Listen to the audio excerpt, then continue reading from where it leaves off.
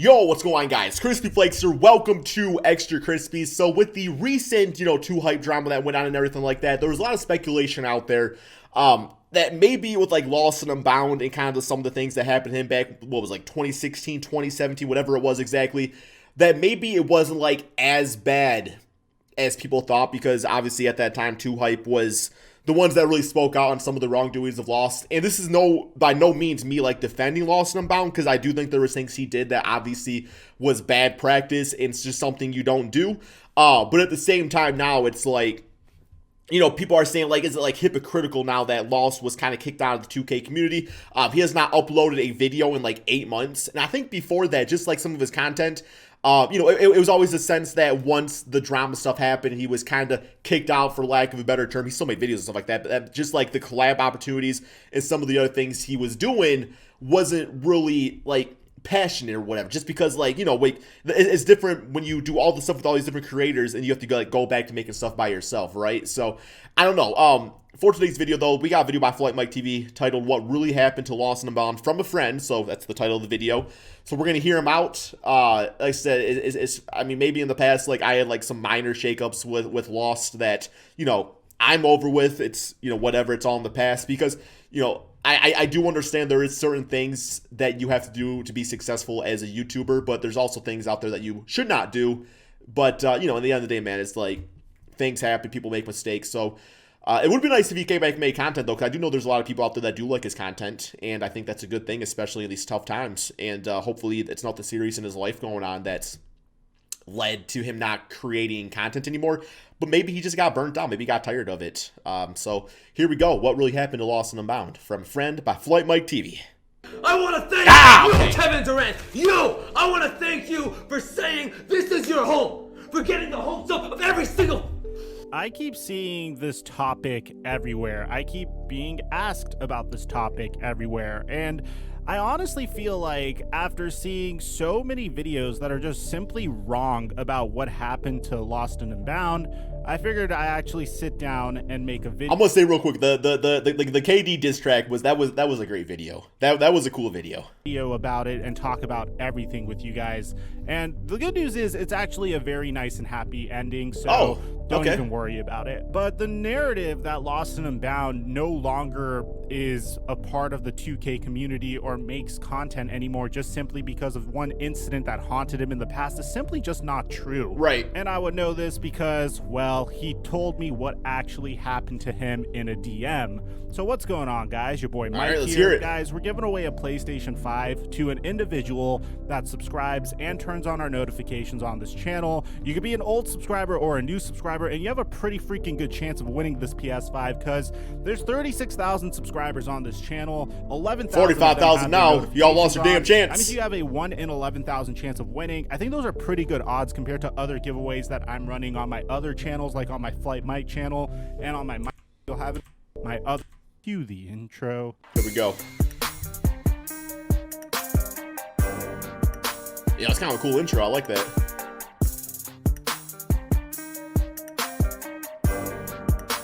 All right, Kobe. Yeah, I need me an intro like that. How do I get one of those? Yo, somebody make me an intro like that. To understand how LostNUnbound got into the position he's in today, you have to understand how he began. Lost started his entire YouTube career as a NBA 2K My GM YouTuber. And bro, I used to talk to Lost about like a lot, like back like in like Skype chats and stuff like that. We even played like 2K together and stuff. I mean, it was literally when he was first starting, like before these were 96,000 views. I mean, it was the beginning of the beginning. Damn, bro, that was a long time ago now. The reason why this is kind of important is that's how Lost and I met. I was actually the only other guy in the, I guess, My GM community or the association community back then. It was like me, LostNUnbound, and an individual by the name of X Jerry, who you may now know as King of the Fourth Quarter. Bro, I was in it were too, fairly well known at all. All of us had the dream of becoming a successful YouTuber. Agent was in it? All of us at one point or another took some time off to pursue other things. But at the end of the day, all of us ended up in a fairly good position.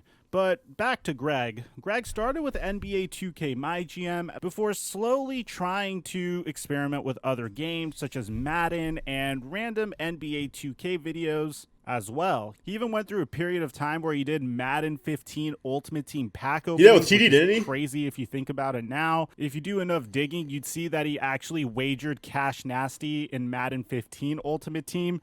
This team right here, this lineup is just too stacked. Bro, I remember these days, at this man. point, it's all talk until we prove it and put it to the test. And today's Don't you guys miss these days of YouTube right here? Just like the wagers and just these nice fun collabs. It just seems like people have gotten away from like the gaming aspect and like the collab aspect, and like people still like do collabs and stuff like that, but it just around this time, it was just, yes, it was about making content, but also just having fun.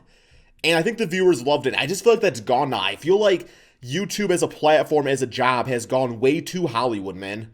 And I understand that like from like the business aspect of it, where you might have to like do certain things to like grow your business stuff, but and maybe that's my issue. Maybe that's why my channel hasn't like grown all that much, is because I'm still like in the whole like I just enjoy playing the game mindset.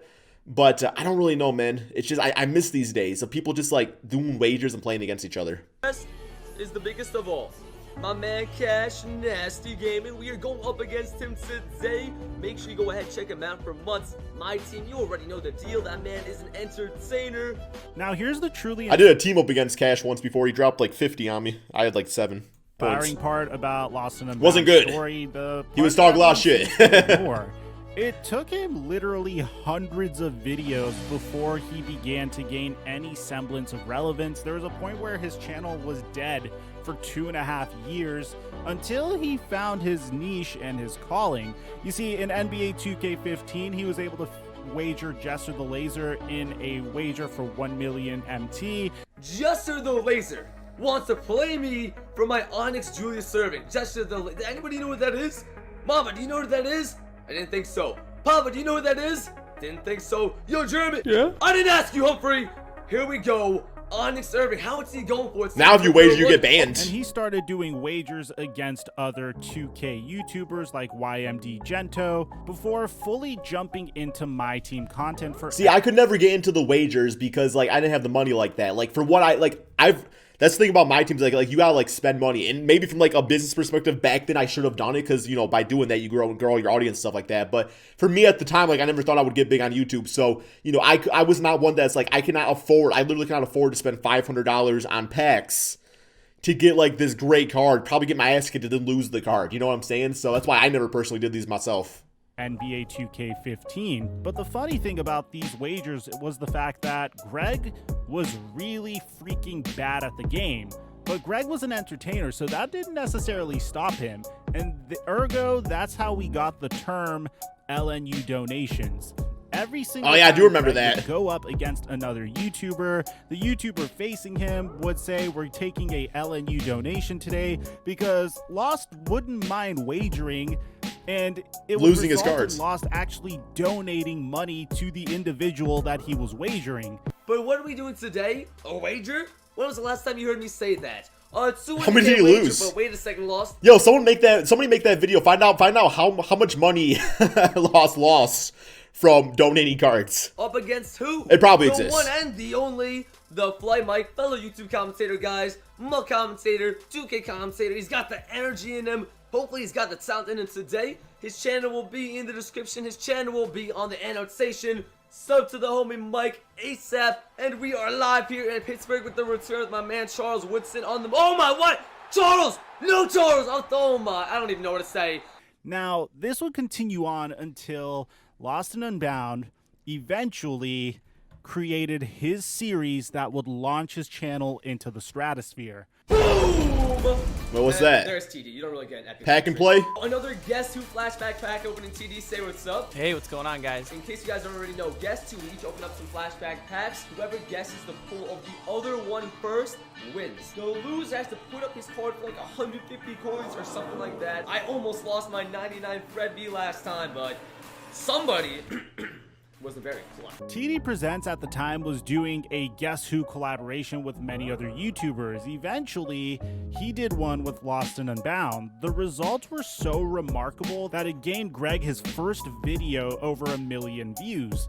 And, well, like they say on YouTube, if it works, you should pretty much keep doing it. So, Lost Right, ain't broke, don't and fix TD it. Presents will continue to come out sure. with extreme Guess Who's versus one another, to the point where both of these YouTubers would gain significant amounts of relevance. Things were all fine and dandy. Right, like if you have two people, it's just like, you know, collab 101. Like if there's a lot of people that like Lost, a lot of people like TD.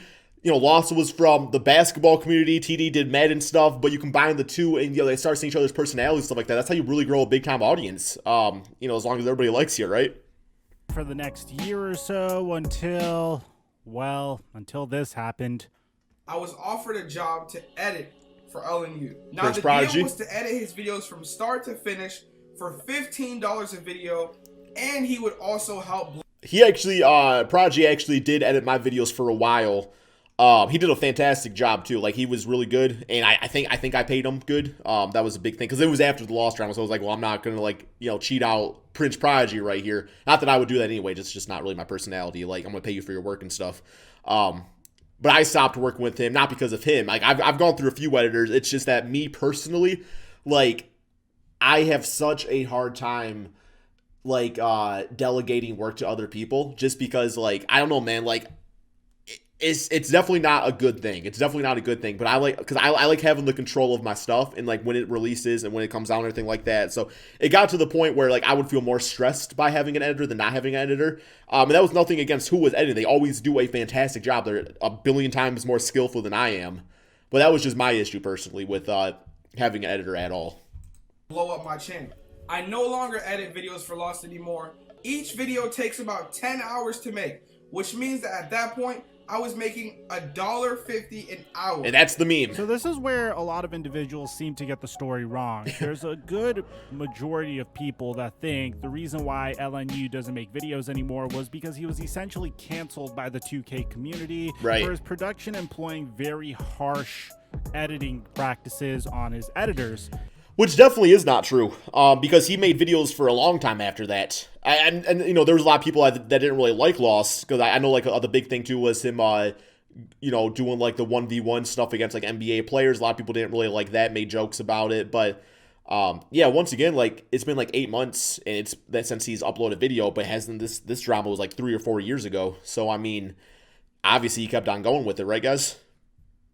And that couldn't be furthest from the truth, but we couldn't really cover this story without including this pivotal point in Lost's career.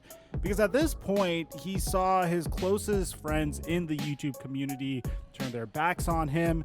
He saw people that he would collaborate with on a regular basis, like CashNasty, Jester the Laser, and even TD Presents started distancing themselves from him as a result of this story. As a matter of fact, some even went against him. I'd show proof of that, and in fact, it got to the point where they hit me up, and I ended up losing out on like 5 or 6 grand because Lost was asking for so much more money that they end up going to other people. Huh. Agreed. No, dude, all I have is one question. You're gonna let me talk? Let me talk, because apparently No, because you're gonna bitch out, dude. Hey, let's get chill. Yeah. It is I think this is where the hypocrisy comes from, Richard, with like the drama with like Too Hype now. I think this is why people are questioning it a little bit more now. And like, so once again, that goes back to it's not saying that everything Lost did was perfect or that everything Lost did was good or bad, but maybe it wasn't like, maybe it was blown out of proportion to some extent, right? Exact thing is gonna happen now. I already spent a good hour and a half on this. I kind of want to watch some basketball. I'm good with this. If you want to hit me up, ain't nobody in the 2K video watch basketball. If you need another exposed video just to get some extra views, Lost, answer one question, dude. I'll talk to you guys later. No, one question, dude. Let me talk. Look at that. He's a fucking pussy, bro. Woo, dang, LSK. So, alright, Lost, alright, this company, you know, me, you knew each other for years. Dude, he left. Hey, listen, He left? Here's the sweatshop controversy explained. LostNUnbound had a team of editors. These editors made $15 per video to edit one of Lost's videos. However, the editors were very disgruntled because one, they weren't getting paid very much, and two, they were working very long hours under a very strict boss. Lost didn't seem to be like the type that would be willing to grant these editors extensions, and he incentivized these editors by promising them future collaborations if they were to edit content for him. Now, although I don't necessarily agree with the tactic, personally I do have editors, and one of my mottos is to make sure that these editors are always working for me with a smile on their face. Sure. I do respect the fact that if you enter into an agreement with an individual that you're willing to edit their videos for $15 per video, then that's on you. You could. I do get that. Like, if you agree to something, you agree to something, and also, I mean, I don't know if there's like a contract or anything like that. But I also do believe too that there is, you know, some sense to people saying like getting their foot in the door. You know, like if you like join a corporation, something like that, you like get your foot in the door, you take a low paying job or whatever, you know, bad hours, then the hope is eventually that's going to pay off by, you know, either a larger salary or getting more recognition within the business. So I think that's just like the only thing. It's like, yes, the 15, like that was just a bad agreement to, you know, get towards. But I also know that guys like Prince, like he was also a YouTuber. He was a content creator on the side. So maybe for him, he was using like his skill as an editor as a way to eventually maybe get that collaboration or whatever to get his channel going himself. I guess I don't know if that makes sense or not. Always hold out and say, I refuse to edit videos for you until you pay me more. That happens all the time. You see holdouts in the NFL all the time. I do not agree with Lost not being empathetic enough to allow these editors extensions during extenuating circumstances like a grandmother's health scare. But at the same time, if you are entering into an agreement with another individual and you say you're going to do something for a specific amount of money, and then as you're doing the work, you're saying, no, I want more money, and then you end up complaining about the fact that you didn't get paid well enough, well, you agreed to the amount at the beginning. Yeah, that's 100% true. You know, if you have a contract, you signed up for it, you know, finish out the contract, and at that point renegotiate or walk away. I do totally get that too. But also at the same time too, like even at this time, like Lost, even now he's what, 22, 23 years of age. So back then, I mean, these were still kids. So I do think too, I mean, you know, Prince was young. You know, all these guys were young, inexperienced people and didn't really know how to handle these situations. So I feel like Lost, you would hope now, given his more, yeah, I mean he's still young, but looking back at now, you would hope that now they would treat people better. And I think guys like Flight Mike right here, like he totally gets that, because I don't really know how old Flight Mike is. I gotta imagine he's probably like in his mid-20s. So you know he can look back at that and be like Flight's gonna know how to act now towards editors and stuff like that. You know what I'm saying? Just from like the maturity of being in the business for so long. I do see both sides of the argument. I do think Lost should have treated his editors a little bit better, but I also think the editors should have been better about their business. But let me know in the comment section down below what you guys think about this entire controversy, because hey, I know it's controversial and my opinion on it could even be controversial, but you could ask all my editors. They're paid very well and they're very happy working for me, and they have very lax turnaround time, so don't look at me like I'm some sort of crazy guy. Now, the top misconception here is this moment ruined Greg's career, but that couldn't be furthest from the truth. Literally, the moment this drama happened, Greg's views went from about 200 to 400,000 views per video to about 400 to 1.2 million. And I think this right here, I think, like I said, I'm just predicting what Mike's going to say next as far as like what really happened. I'm sure some of you guys want to get to it. Link to the channel description below. You can skip me talking if you would like. I think it's got to be the mental aspect of it though, because it's like, you know, you can almost be like obviously if you're successful on YouTube, you're going to be happy about that and stuff. But it gets to the point though that, you know, no matter what the analytics say, I mean, if you got so many people trashing you on the internet and treating you like garbage, because even these videos that are like getting like good like views and stuff like that, I mean, obviously a lot of them were like clickbait, which me personally, I don't really have an issue with clickbait on YouTube, obviously, but a lot of people do, and just like that mentality, people get mad. I've actually stopped doing a lot of clickbaiting because it got to me mentally, just like how people were treating me, which is bad. Like I mean, I should not let other people influence my business and stuff like that.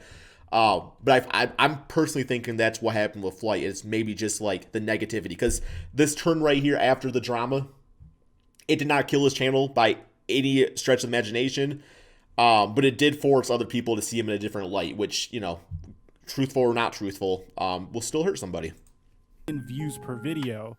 As a matter of fact, he was consistently hitting the over 1 million. And nobody likes view being mark hated at on. this point. So if that's the case, what happened? Well, about a year ago, Greg transitioned into ranking types of content. And animation stuff too, I believe. At that point, that was probably the content that succeeded for him the most. Each of those videos was easily getting him at least 1 to 2 million views per video. That's crazy. Russell Westbrook is the best player on the Rockets. Or is he? Is Lonzo Ball the best player on the Pelicans? Or is it Zion? I'm ranking the best player from every NBA team. Number 30, Charlotte Hornets, Terry Rozier. The content was significantly easier to make as well, and he was actually so successful with it that he eventually created a second channel just for football content called LNU Blitz. But why did he stop? Because his last video came 8 months ago.